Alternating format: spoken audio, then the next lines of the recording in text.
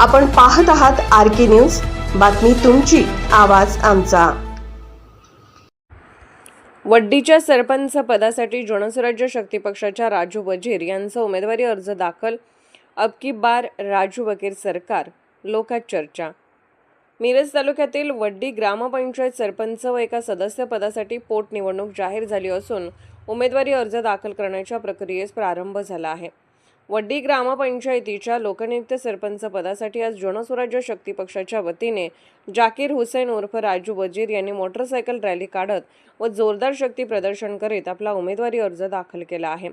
अर्ज दाखल करताना त्यांच्या समवेत जनसुराज्य शक्ती पक्षाचे सांगली शहर जिल्हा अध्यक्ष डॉ. पंकज मेहत्रे, राष्ट्रवादीचे सुलेमान मुजावर, मिरज पंचायत समितीच्या सदस्य सौ रिदा सुलेमान मुजावर, जनसुराज्य शक्ती पक्षाचे समीर मालगावे यांच्यासह पक्षाचे कार्यकर्ते व वड्डी येथील ग्रामस्थ मोठ्या संख्येने उपस्थित होते। कुमार यशोधरा राजे शिंदे सरकार यांनी सरपंच पदाचा राजीनामा दिल्यानंतर गेल्या अनेक महिन्यांपासून सरपंच पद रिक्त होते। वड्डी ग्रामपंचायत लोकनियुक्त सरपंच व एक सदस्य पदासाठी पोटनिवडणूक जाहीर झाल्याने वड्डी गावचे राजकीय वातावरण तापले आहे। जनसुराज्य शक्ती पक्षातर्फे उमेदवारी अर्ज दाखल केल्यानंतर उमेदवार राजू वजीर म्हणाले की वड्डी गावच्या सर्वांगीण विकासासाठी आपण सरपंच पदाच्या रणांगणात उतरलो असून आपण जनसुराज्य शक्ती पक्षाचे संस्थापक आमदार डॉ. विनयजी कोरे सावकार आणि पक्षाचे प्रदेश अध्यक्ष समित कदम यांच्या नेतृत्वाखाली ही निवडणूक लढवित आहे।